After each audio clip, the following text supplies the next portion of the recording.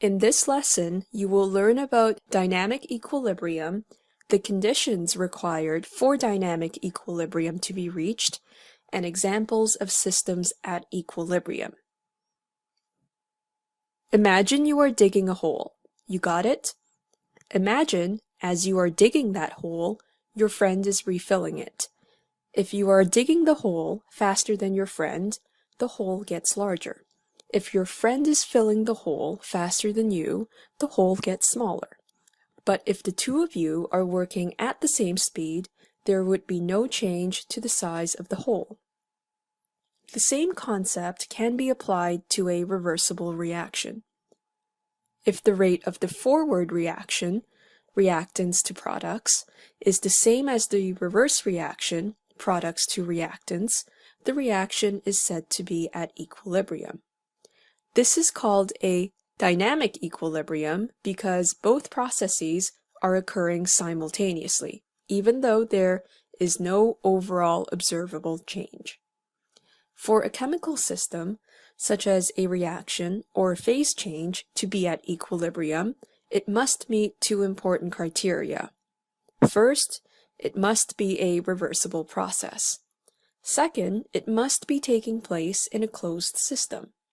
A closed system is one where there is no exchange of matter, only exchange of energy.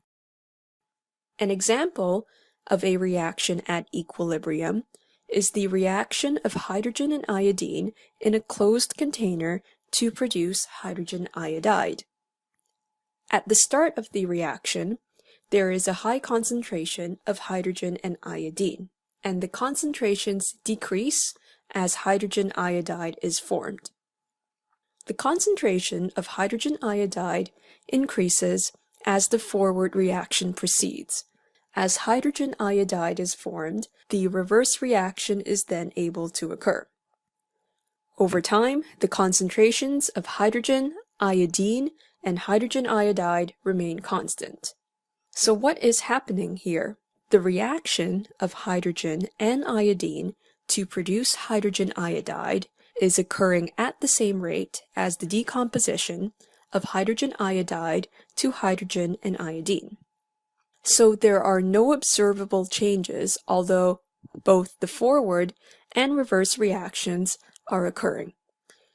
This reaction has not stopped, but rather has reached dynamic equilibrium. What would happen to this reaction if the lid on top of the glass jar was opened? Please pause the lesson to think about this and resume when you are done.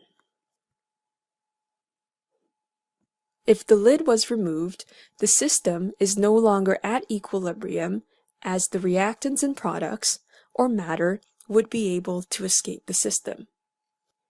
Liquid bromine equilibrates to form gaseous bromine at room temperature. Remember that this is not a reaction, but rather a phase change. Phase changes can also reach equilibrium under the correct conditions. As liquid bromine evaporates, gaseous bromine condenses. Since these two processes are occurring simultaneously at the same rate, there is no observable macroscopic change, but the system is in fact in dynamic equilibrium. In summary, a chemical system is said to be at equilibrium when the rate of the forward reaction is the same as the rate of the reverse reaction. There are no observable changes, but both directions of the reaction are occurring, so it is a dynamic equilibrium.